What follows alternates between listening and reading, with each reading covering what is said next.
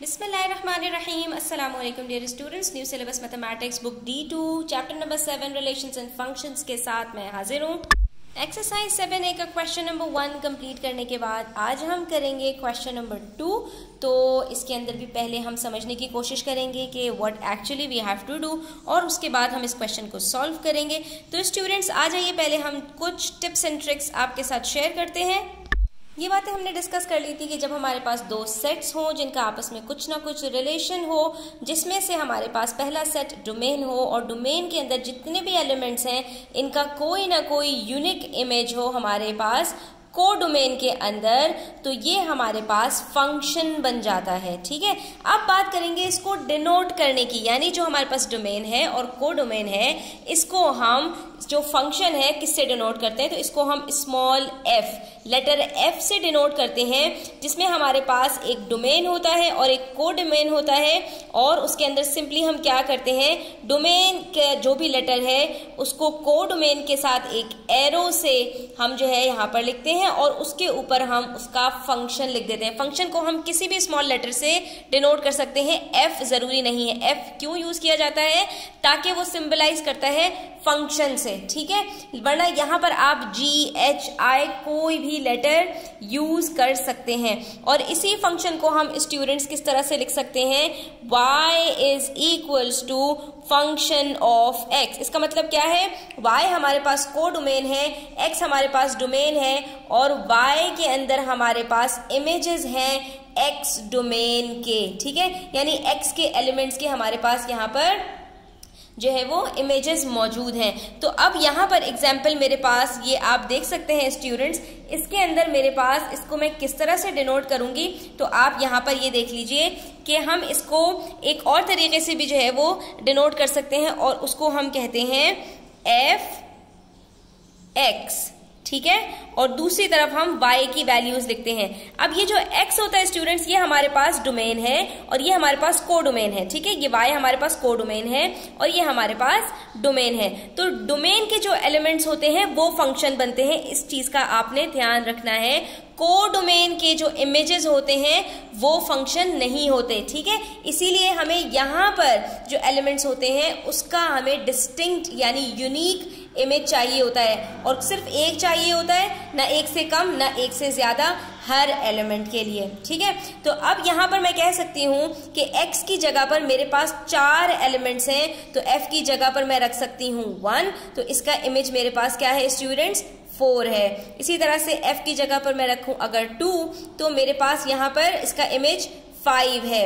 अगर मैं रखूं 3 तो मेरे पास क्या है 6 है, और अगर मैं रखूं 4 तो मेरे पास उसका इमेज 7 है। ठीक है, तो अब यहाँ पर मैंने इसके चारों एलिमेंट्स के फंक्शंस बता दिए कि मेरे पास वो क्या हैं। अब इसके अंदर आपको यहाँ पर एक पैटर्न नजर आ रहा है स्टूडेंट्स, अगर आप गौर कीजिए कि जैसे जैसे मेरे पास फंक्शन में एक एक नंबर ऐड हो रहा है, वैसे वैसे मेरे पास इमेजेस के अंदर भी एक एक नंबर ऐड हो रहा है। तो गोया कि मैं इसको लिख सकती हूँ इस तरह से 3 + 1, और इसको कैसे लिख सकती हूँ 3 + 2, और इसी तरह से इसको लिख सकती हूँ 3 + 3, और इसको लिख सकती हूँ 3 + 4। यानी मेरे पास 3 जो है इन सब के अंदर कॉमन है, और ऐड क्या हो रहा है इस 3 के अंदर, सिंपल जो मेरे पास एलिमेंट है यानी जो मेरे पास फंक्शन है वो मेरे पास यहाँ पर ऐड होता जा रहा है।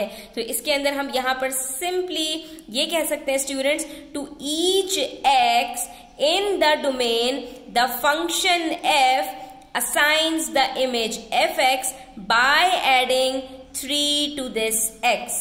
ठीक है, हम ये कह सकते हैं कि इस डोमेन के अंदर जो हमारे पास जो भी एलिमेंट होगा उसका जो फंक्शन होगा उसके अंदर हमें सिंपली क्या करना पड़ेगा कि जो भी एलिमेंट है उसके अंदर हम सिंपली 3 को ऐड कर देंगे। यानी अगर यहाँ पर मेरे पास x हो एलिमेंट, तो मुझे उसका फंक्शन निकालने में कोई प्रॉब्लम नहीं होगी। मैं उसके अंदर सिंपली क्या करूंगी 3 + x कर दूंगी, यानी कोई भी नंबर मेरे पास यहाँ पर आ जाए मैं उसका इमेज आपको बता सकती हूँ, उसके y की वैल्यू आपको बता सकती हूँ। और जब ये बात आपको समझ में आ गई स्टूडेंट्स, तो क्वेश्चन नंबर 2 करना कुछ भी मुश्किल बात नहीं है। यहाँ पर इन्होंने हमें फंक्शन बता दिया, a function f is defined by function of x such that x is equals to 6x minus 4। x की वैल्यू हमें यहाँ पर क्या बताई है 6x माइनस 4। जैसे वहां पर हमारे पास फंक्शन के अंदर क्या वैल्यू थी x की स्टूडेंट्स 3 प्लस x, यानी x की जगह पर कोई भी मेरे पास नंबर आ जाए मैं उसके अंदर सिंपली क्या करूंगी 3 ऐड करूंगी तो मेरे पास इमेज निकल आएगा। ठीक है, तो अब आपने यहाँ पर हमें क्या बताया, अच्छा यहाँ पे इन्होंने कहा for all real values of x, तो अब आपको बताना है what are the images of 2, -4, 1/3 and -1/2। यानी अगर इस x की जगह पर मैं ये वैल्यूज रख दूं तो मेरे पास इमेज क्या निकलेगा, यानी y की वैल्यू क्या निकलेगी। तो स्टूडेंट्स में बस सिंपल सी बात इतनी है कि जब आपको फंक्शन ऑफ x दिया है उसका इमेज निकालना है, यानी y की वैल्यू निकालनी है, तो आपने उसको सिंपल इसी तरह से लिख देना है। ठीक है, आपने चाहे तो जो है वो इसी नोटेशन में रहने देना है, और या फिर आप अपनी आसानी के लिए इस तरह से लिख दीजिए कि function of x is equal to 6x minus 4। अब इसके अंदर हम जो है वो सब जगह पर वैल्यूज वो लगाएंगे जो हमें यहाँ पर इन्होंने बताई हुई है। जैसे हम यहाँ पर x की जगह पर लगा दें अगर 2, तो 6x माइनस 4 की वैल्यू हमारे पास क्या निकलेगी, सिंपल है, x की जगह पर 2 रखिए और आंसर निकाल लीजिए। 6 2 are 12 माइनस 4, आंसर आ गया 8। यानी अगर हमारे पास डोमेन के अंदर एलिमेंट होगा 2 तो हमारे पास इमेज क्या निकलेगा स्टूडेंट्स, 8 निकलेगा।